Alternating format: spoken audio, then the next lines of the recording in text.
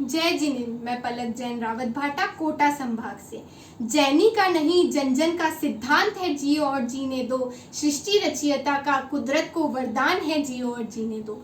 जैन तीर्थंकर महावीर स्वामी द्वारा प्रचारित यह सिद्धांत मूल रूप से अनादि व अनंत है तथा प्रकृति इसी सिद्धांत द्वारा रचित एवं संचालित है। दोहन व शोषण द्वारा इस सिद्धांत के इको फ्रेंडली रूप की व्याख्या आसानी से की जा सकती है।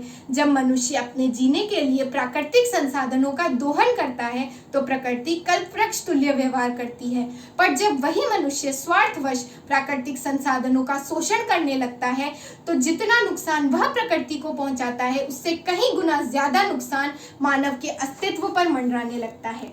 उदाहरण के लिए, जब तक वृक्षों का सीमित व संतुलित उपयोग मानव द्वारा जीवन यापन के लिए किया गया तब तक प्रकृति ने भरपूर दिया, पर आज जब मनुष्य विवेकहीन रूप से वृक्ष काटने लगा है तो प्राकृतिक आपदाएं कहर बरसा रही हैं। ग्लोबल वार्मिंग, ओजोन लेयर में बढ़ता छेद, बढ़ती बीमारियां, बढ़ता प्रदूषण जियो और जीने दो के सिद्धांत की अवहेलना का ही तो दुष्परिणाम है। इस सिद्धांत के इको फ्रेंडली रूप की व्याख्या मैं कुछ और तर्कों के आधार पर करना चाहूंगी।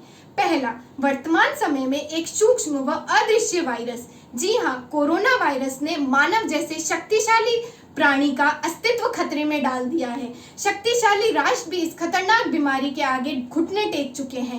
तो आखिर क्यों?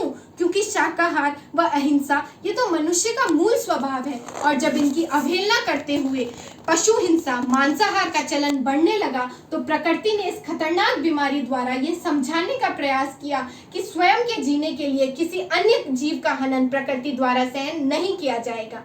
दूसरा, हमारी प्रकृति में असीमित शक्तियां मौजूद हैं जो इसी सिद्धांत पर कार्य करती हैं। जब हम स्वयं के साथ साथ परहित के लिए भी जीना प्रारंभ करते हैं तो प्रकृति में विद्यमान सकारात्मक ऊर्जा हमारे सारे कष्ट हर लेती है। लेकिन जब हम स्वार्थवश किसी का अहित करते हैं अथवा अहित सोचते भी हैं अर्थात भाव हिंसा करते हैं तो यही शक्तियां हम पर नकारात्मक प्रभाव डालती हैं, जिससे उत्पन्न हो सकते हैं मानसिक रोग। तो ये तो स्वयं ही सिद्ध है कि जी और जीने दो इको फ्रेंडली है।